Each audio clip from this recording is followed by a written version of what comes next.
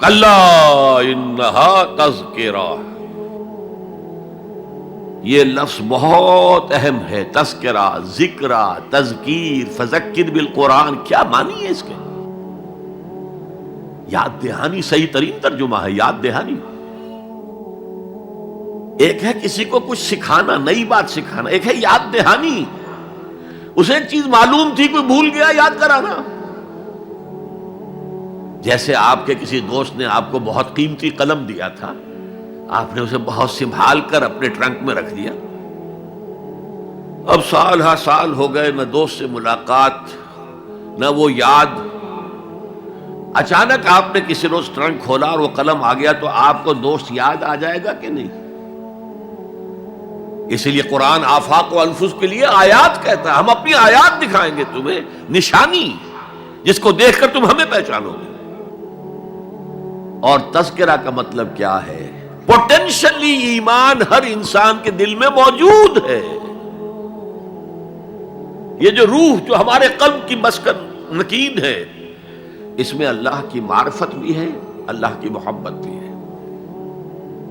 البتہ ذہول کے پردے پڑ گئے ہیں، بھول اور نسیان طاری ہو گیا ہے. ہم دنیا ہی کے اندر گم ہو کر رہ گئے ہیں. ہماری ساری دلچسپیاں دنیا سے ہیں، لہذا ہماری توجہ ہی نہیں ہے. ورنہ ہر انسان کے دل میں یہ جو یہاں ہندوستان میں کہتے ہیں آتما اور پرماتما، آتما اور پرماتما کا تو تعلق بہت گہرا ہے. ابتدا میں بنا دی گئی تھی ارواح، جب ہم سب کے سب تمام انسان آدم سے لے کر اور تا قیامت جو انسان آئے گا دنیا میں، ان سب کی ارواح پیدا کر دی گئی. اور پوچھا گیا الست بربکم قالوا بلا، یاد ہے؟ لہذا یہ تذکرہ ہے، یہ یاد دہانی ہے، تمہارے اندر موجود ہے. اللہ کی معرفت بھی موجود ہے، اللہ کی محبت بھی موجود ہے.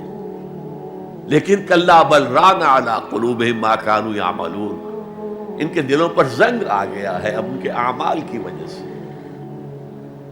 شیشہ جو ہے وہ زنگ آلود ہو گیا. حضور نے فرمایا ان هذه القلوب لتصدع كما يصدع الحديد اذا اصابه الماء، ان دلوں پر بھی زنگ آ جاتا ہے جیسے کہ لوہے کے اوپر پانی پڑتا رہے تو اس کو زنگ آ جاتا ہے. پوچھا گیا فما جلاؤها یا رسول اللہ، اے اللہ کے رسول ہماری تلواروں کو زنگ لگتا ہے، ہم پالش کرتے ہیں، سیکل کرتے ہیں، وہ پھر چمک اٹھتے ہیں. تو دل پر اگر زنگ آ جائے تو اس کا علاج کیا ہے؟ دو چیزیں فرمائی، کثرت و ذکر الموت و تلاوت القرآن. دو کام کرو کثرت سے، موت کو یاد رکھو، یہاں رہنا نہیں ہے، جانا ہے. یہ ہمارا گھر نہیں ہے، یہ ہماری منزل نہیں ہے. ہمارا اصل گھر جو حضور نے فرمایا انما الدنیا خلقت لکم وانتم خلقتم للآخرہ، یہ دنیا تمہارے لیے بنائی گئی، تم آخرت کے لیے بنائے گئے ہو. اسی لیے حضور نے فرمایا کن فی الدنیا کانک غریب عابر السبیل، دنیا میں ایسے رہو جیسے راہ چلتے مسافر ہو یا اجنبی ہو. اپنے بارے میں فرمایا مالی ولی دنیا، مجھے تمہاری دنیا سے کیا سروکار، انما مثلی کراکب استظل تحت شجرۃ ثم راح فترکھا، میری مثال اس مسافر کی سی ہے جو ذرا سستانے کے لیے کسی درخت کے سائے میں بیٹھتا ہے تھوڑی دیر. وہ اس کا گھر تو نہیں ہے، اس کی منزل نہیں ہے، پھر وہ اس کو چھوڑتا ہے، اپنا راستہ لیتا ہے. یہ اگر ہمارا تصور قائم ہو جائے، کلا انہا تذکرہ. اب اس کے بعد جو الفاظ آئے فی صحف مکرمۃ مرفوعۃ مطہرۃ بایدی سفرۃ کرام بررہ، یہ جو قرآن ہے، جو تذکرہ ہے، یہ بڑے ہی انتہائی پاکیزہ صحیفوں میں ہے.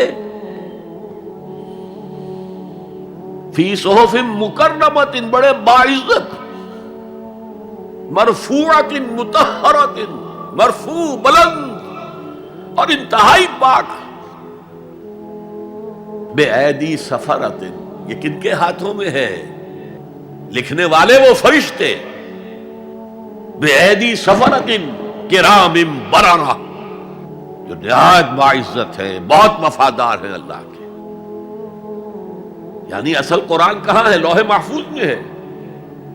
اصل قرآن کہاں ہے؟ ابھی اگلی جو پڑھیں گے ہم، کتاب مکنون، چھپی ہوئی کتاب کے اندر ہے۔ اصل قرآن کہاں ہے؟ وَإِنَّهَا لَفِي أُمِّ الْكِتَابِ لَدَيْنَا لَعَلِيٌّ عَظِيمٌ، یہ تو اس ام الکتاب میں جو ہمارے پاس ہے، بہت بلند ہے اور بہت عظمت والا ہے۔